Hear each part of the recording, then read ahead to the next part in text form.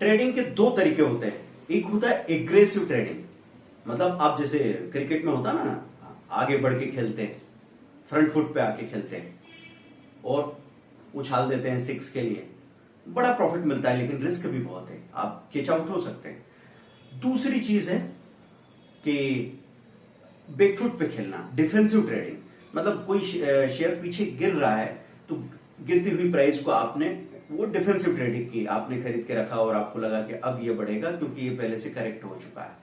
तो defensive trading मतलब back foot पे आके खेलना।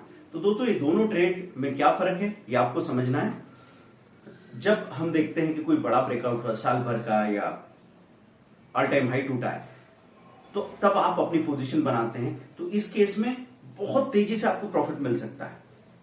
लेकिन जब साल भर का लो टूटा है, मंथ का लो टूटा है और आप वहां पे बाइंग कर रहे हैं सोच के कि बड़ा सस्ता है, तो मैंने ये देखा है अपने अनुभव में कि जब सस्ता आप खरीदते हैं तो उसमें आपको ज्यादा पेशेंस की जरूरत है, आपके इम्तिहान बहुत ज्यादा हो जाते हैं और आपको चेक करना बहुत जरूरी कि प्राइस इसने साल भर का लो तोड़ दिया, लेकिन क्यों तोड़ दिया, ऑल टाइम लो तोड़ दिया, तब तो बिल्कुल ही सचेत हो जाने की जरूरत है, क्योंकि हो सकता है कोई वैलिड रीजन हो, फंडामेंटल प्रॉब्लम तो नहीं आ गई स्टॉक में, और अगर फंडामेंटल नहीं आई, टेक्निकल प्रॉब्लम भी है, तो इसको वापस चलने में काफी टाइम लगेगा।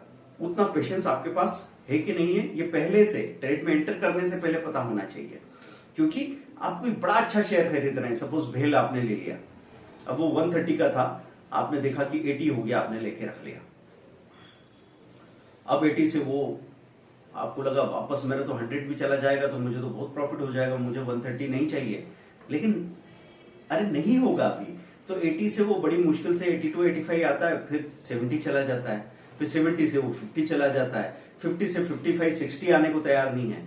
आप अब उसको कॉस्ट एवरेज करते जाते हैं, लेकिन अब वो पलटेगा जाके 25 30 से, तब तक तो जान निकल जाएगी। तो इसलिए ध्यान रखना है दोस्तों आपको कि आप एग्रेसिव ट्रेडिंग करेंगे तो ज्यादा पैसा लगा के ज्यादा पैसा नहीं बनता, कम पैसा लगा के ज्यादा पैसा बन सकता है। ये सारे सीक्रेट्स जो एक ट्रेडर को असली ट्रेडर बनाते हैं, वो सारे हम 25 जुलाई से 15 अगस्त के कोर्स में डिटेल में बताने वाले हैं। देखिए, या तो एक स्ट्रेटेजी में आपको दे देता हूं, आप मेरी 3000 की एक स्ट्रेटेजी से काफी कुछ सीख सकते हैं, काफी फायदा बना सकते हैं, लेकिन आपका अपने ऊपर यकीन कब होता है, जब आप इंट्राडे ट्रेडिंग से जुड़ी सारी चीजें सीख लें, तब आपको अपने ऊपर यकीन होता है। मैंने आपसे कहा है कई प्रोफेशन में, जैसे एक वकील होता है, एक वकील 10 रुपए 50 रुपए की फी लेके आपका एप्लीकेशन लिखता हो या फॉर्म भरता हो, ऐसा हो सकता है, लेकिन एक वकील जो बहुत स्टडी करके बहुत कॉन्फिडेंट हो चुका है, वो 1 लाख रुपीज एक हियरिंग के ले सकता है। तो वो प्रोफेशनल लिवरेज जो आपके अंदर आता है वो नॉलेज से आता है।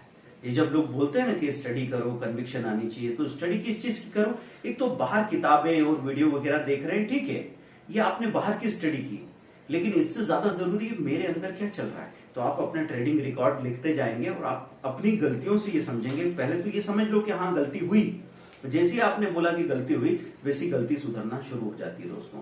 तो ईगो राइड, अगर आपने अपना ईगो छोड़ दिया तो आपका जेब भर जाएगा, और अगर आप ईगो भर के रखेंगे तो जेब खाली हो जाएगा। तो हमेशा ही अपने आप को रिकॉल करवाना पड़ेगा कि सही प्रैक्टिसेस क्या है दोस्तों। आखिरी 24 घंटे बचे, आप बुकिंग हम 20 जुलाई को रोक देंगे, 25 जुलाई से कोर्स शुरू होगा 15 अगस्त तक। इंट्राडे में आप सब कुछ सीखेंगे जो इंट्राडे से जुड़ा हुआ है, और जब आप वहां पे हमारा वीडियो देखेंगे उसी वक्त हम अवेलेबल होंगे जहां आपके क्वेरीज को सॉल्व कर सके।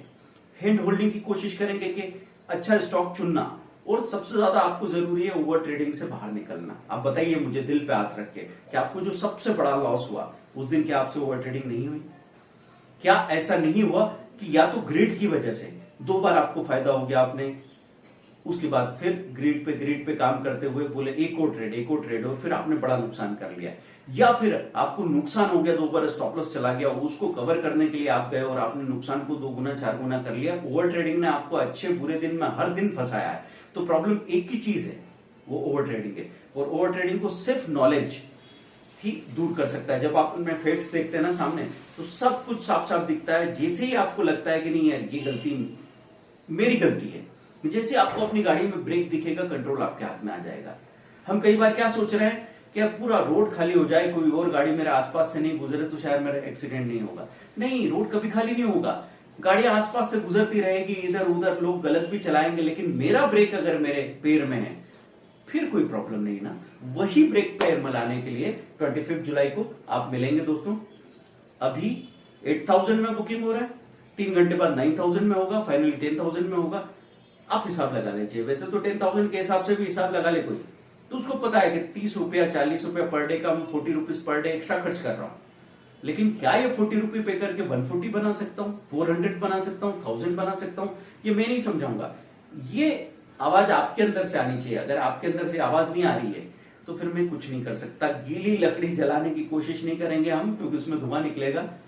आपके अंदर अगर स्पार्क है और ये कॉन्फिडेंस है, ये कॉन्फिडेंस बहुत जरूरी है, क्योंकि मुझे कुछ नहीं मालूम है इसलिए मैं सीखने जाऊंगा। जो मुझे मालूम है उसी नॉलेज को सिस्टमेटिक चैनलाइज करने के लिए, अप्लाइड नॉलेज बनाने के लिए मैं फिर से एक मेंटर के पास जाता हूं और मैं सिर्फ इतना हिसाब लगाता हूं कि अगर मैंने इसको 10 दिए तो 20 तो मैं निकाल ही लाऊंगा। बस इतनी सी बात करनी होती है और फैसला हो जाता है दोस्तों।